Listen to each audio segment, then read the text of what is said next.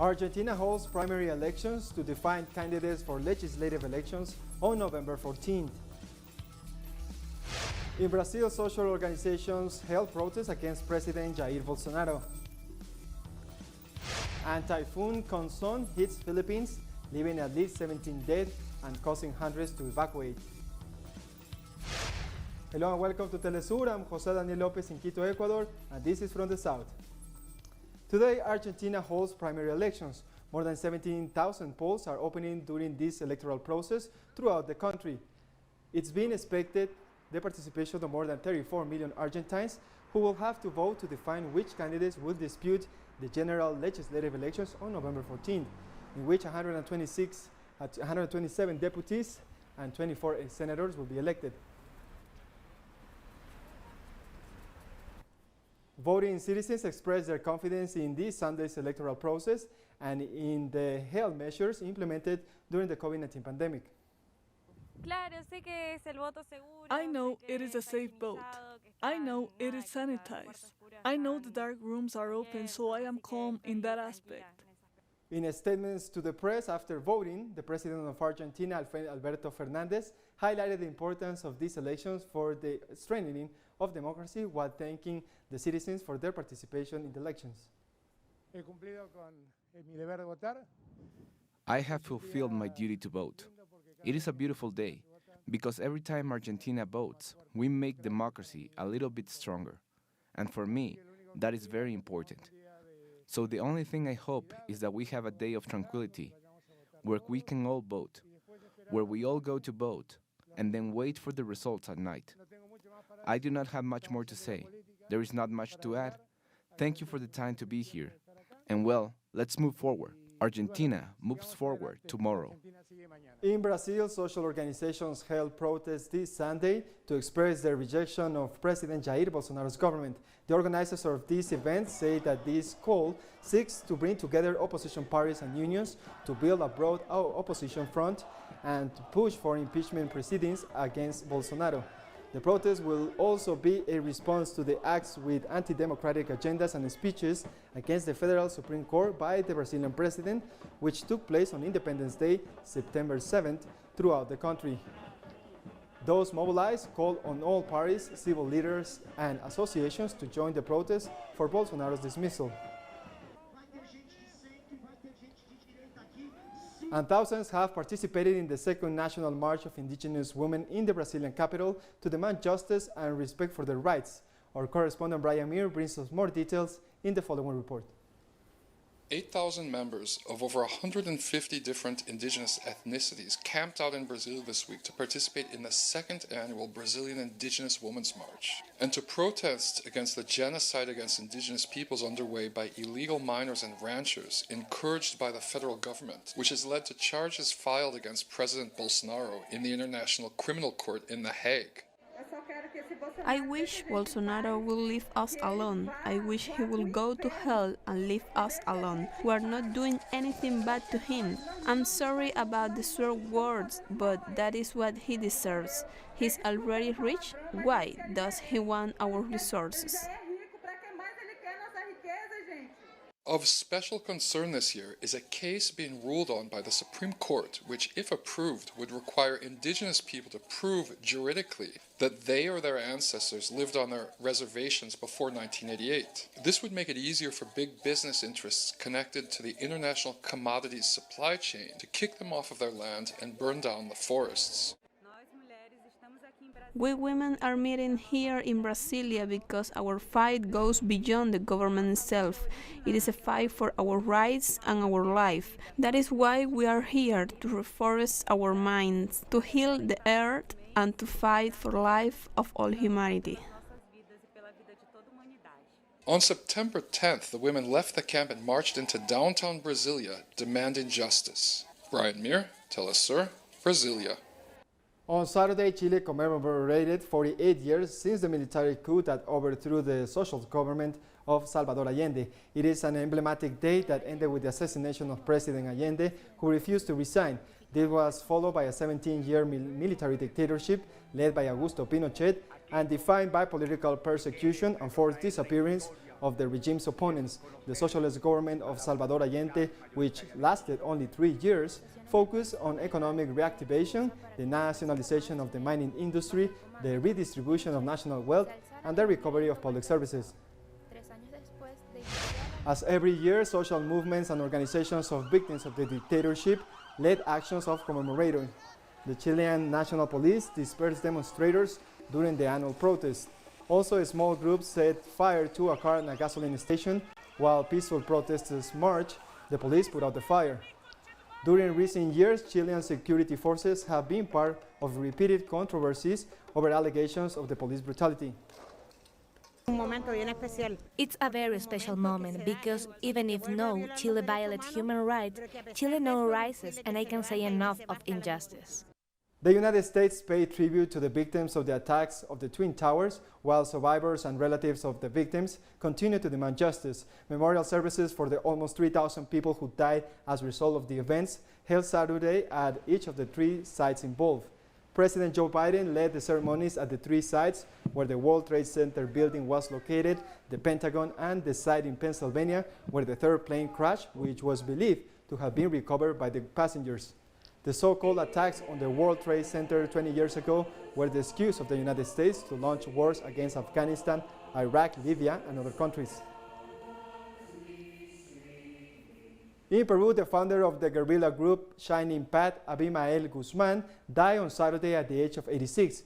Guzman was in the maximum security prison of the Callao Naval Base, where he was serving a life sentence since 1992, accused of terrorism crimes. Legal authorities announced that he died early on Saturday due to health complications. Guzman abandoned the academic life and went underground since the end of the 60s to join the armed struggle. Rescue teams in Mexico continue searching for survivors after a landslide demolished homes in a neighborhood on the outskirts of the capital. Search efforts are complicated by the enormous size of the rocks that fell and the narrow streets complicating the entrance of heavy machinery. Authorities are calling for all citizens to stay away from the area as it's still considered risky. At least 1 person was killed and 10 remain missing, 4 of them children, and nearly 80 residents have been evacuated from their homes. There is a risk. There is water spring where the rocks came off. The risk is high for that reason. The rocks could collapse once again and create a domino effect with those rocks that are already lying there. More news in a minute. Stay with us.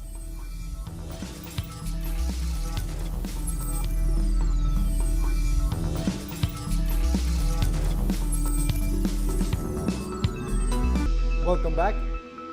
In Cuba, a shipment of humanitarian aid donated by several Caribbean countries has arrived to assist in the fight against COVID-19 throughout the humanitarian air bridge of the Alba Bank and the Venezuelan airline Conviasa. The states of St. Vincent and the Grenadines, St. Kitts and Nevis, St. Lucia, and Barbados have sent a lot of vitamins, gloves, masks, and safety goggles. The Minister of Justice of Cuba, Oscar Silvera Martinez, thanked the donation, describing it as an act of help, friendship, and love in a complicated moment that is being experienced due to the U.S. blockade against the Cuban people. We want to deeply thank our brothers in the Caribbean, the governments and the people of St. Vincent and the Grenadines, St. Kitts and Nevis, St. Lucia, Barbados, the Alba Bank, the Venezuelan government, for this act of help, friendship, and love towards the Cuban people at this complicated time, when, at a time of extraordinary sensitivity of our people in the fight against the pandemic, we're also suffering the onslaught of the tightening of the economic and financial blockade of the United States against our people. In Peru, the COVID-19 vaccination campaign continues. People are now getting their vaccines at food markets, among fresh fruit and vegetable stalls in Peru's capital, Lima. The Sinopharm and Pfizer jabs are administered at the market as part of an effort to bring the COVID-19 vaccination campaign to public places. According to the Health Ministry, more than 20 million vaccine doses have been administered in Peru, and more than 8.7 million people have received both doses. I feel a little nervous and at the same time good, because the vaccine is the main thing for all of us, for our health, for this third wave of the pandemic that is coming. In Vienna, about 2,000 people gathered against COVID-19 health restrictions and to demand the resignation of Conservative Chancellor Sebastian Kurz. Austria was among the first European countries to introduce a health pass system. Earlier this week, Austrian authorities announced that starting from September 15th, the government will tighten a range of COVID-19 measures. 1 week after reaching the intensive care load level of 15%, nightlife and activities without prescribed seating with more than 500 participants can only be visited by those who have been vaccinated or have recovered from the virus. I completely excluded from everyday life. I don't get tested, and I can't go for a coffee. I can't do a sport. I can't do anything. I can only work, eat and shop. That's all. Anyone who wants to be vaccinated should do so, but it should stay voluntary and children should be left alone. Children should not be vaccinated. It's unthinkable because, in my opinion, it's a poison. In France, clashes broke out with the police at a protest against COVID-19 health pass. The Interior Ministry said 121,000 had demonstrated in France, 19,000 people of them in the capital Paris, where police arrested 85 people after clashes broke out. This was the 9th consecutive weekend of protests, although the number of protesters has decreased from early August when 237,000 protesters turned out. The health pass, or a recent negative COVID test, is required to enter cafes, restaurants, and many other public places. Still in France, the mayor of Paris, Anne Hidalgo, announced this Sunday her candidacy for the 2021-2022 presidential election, representing the Socialist Party. Hidalgo was the first woman to be elected mayor of Paris, and now she hopes to become France's first female president. Today I am ready. That is why, with the strength of the warmth that surrounds me here, with humility and fully conscious of the importance of this moment, and to turn our hopes into reality, I have decided to run for President of the French Republic. South Africa's President Cyril Ramaphosa has announced that a plan to introduce COVID-19 vaccine passports amid widespread skepticism of the jab, as curfew restrictions are said to be eased this week. Cabinet has decided that the country, after considering all these, it has decided that the country should be moved from adjusted level 3 and be placed on adjusted level 2 with effect from tomorrow, which is Monday, the 13th of September 2021. What does this mean? This means that the hours of curfew will now start at 11 p.m. and end at 4 a.m. There is still a need for curfew. We will also be providing further information on an approach for vaccine passports, which can be used as evidence of vaccination for various purposes and events,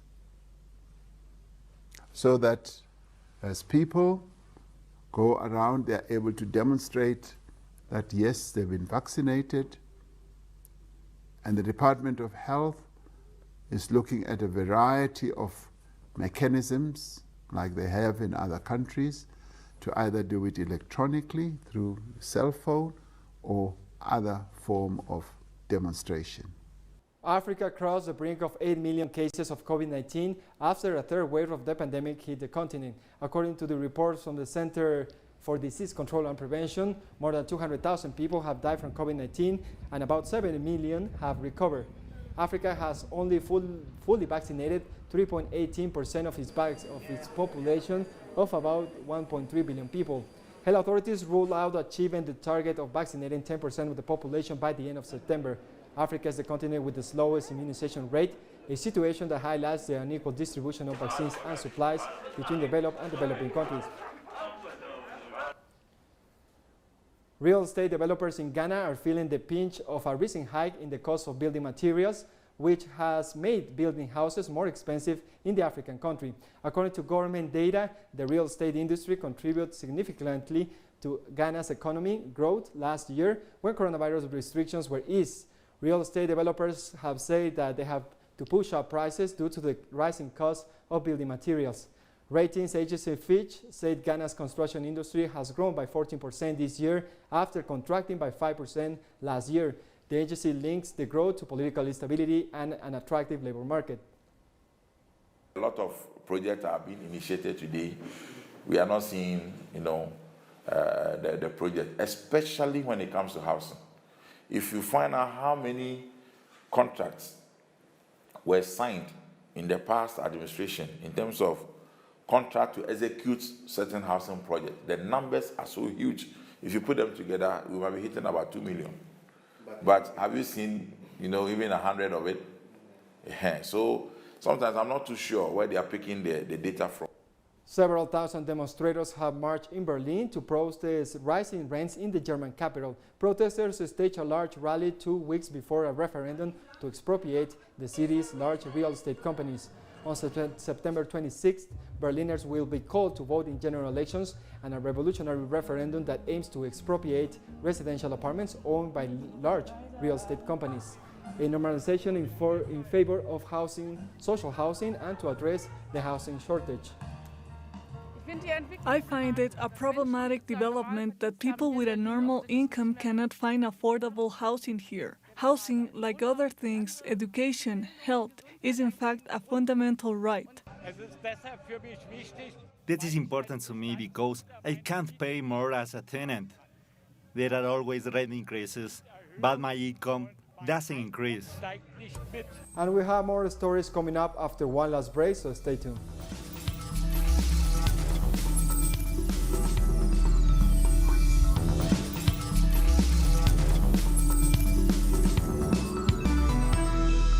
Welcome back.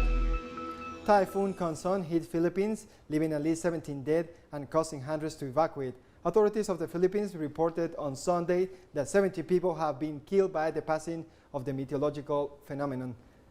It also reported that 7 people are still missing and 24 were injured. 9,000 buildings and 168 roads have been affected. Almost 30,000 people are still sheltered in official centers or with relatives.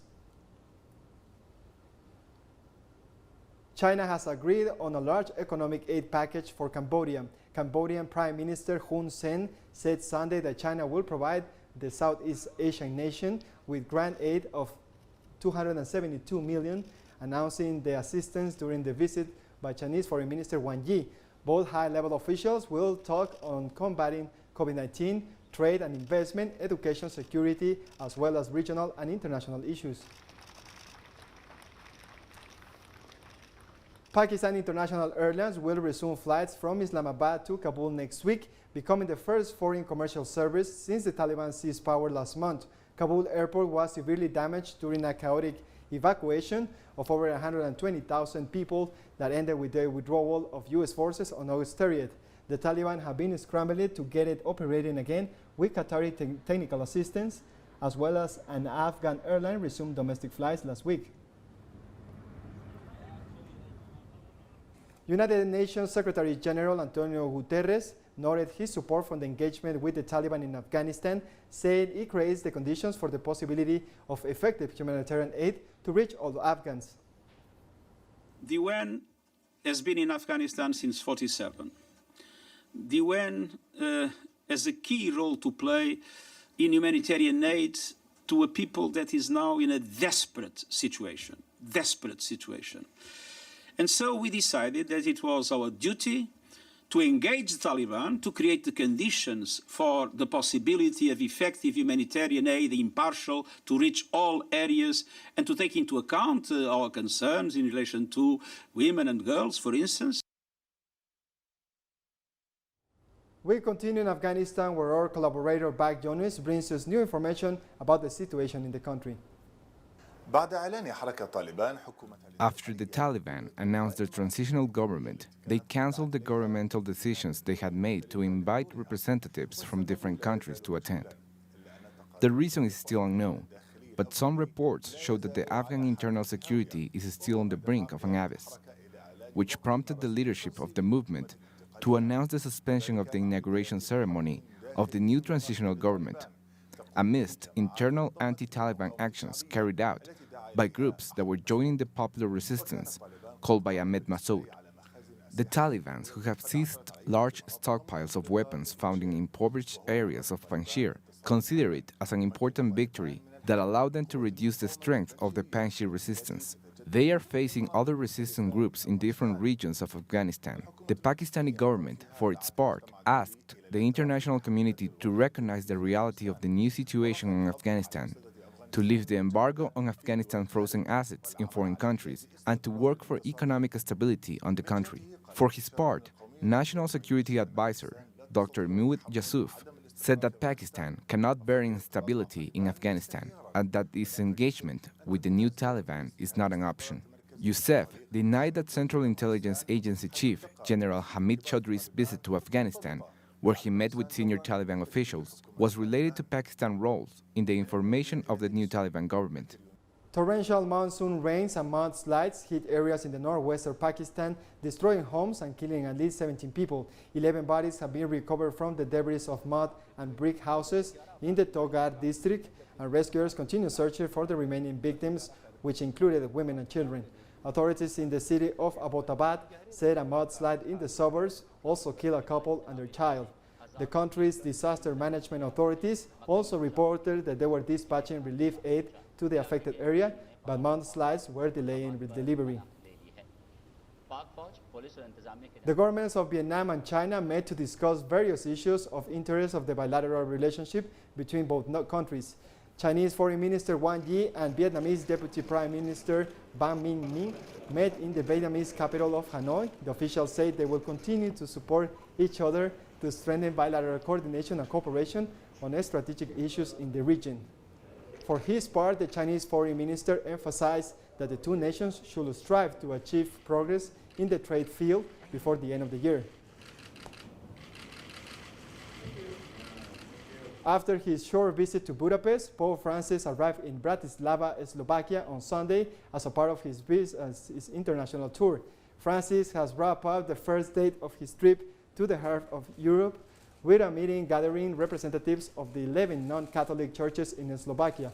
Pope Francis is said to visit the Lunik 9 settlement in Koši to meet Slovakia's Jewish community and hear the testimony of a Holocaust survivor before he finishes up his tour in Slovakia with a Mass on Wednesday in Bastin, the site of the annual pilgrimage to venerate the patron of Slovakia, Our Lady of Sorrows. It will be a sign more eloquent than a multitude of words, and will help civil society to understand, especially in these troubled times, that only by being on the side of the weakest can we all survive the present pandemic. And we come to the end of this news brief, but remember you can find this and many other stories as always in our website at telesurenglish.net. And join us on social media, Facebook, Twitter, and Instagram. For TeleSUR English, I'm Jose Daniel Lopez. Thank you for watching.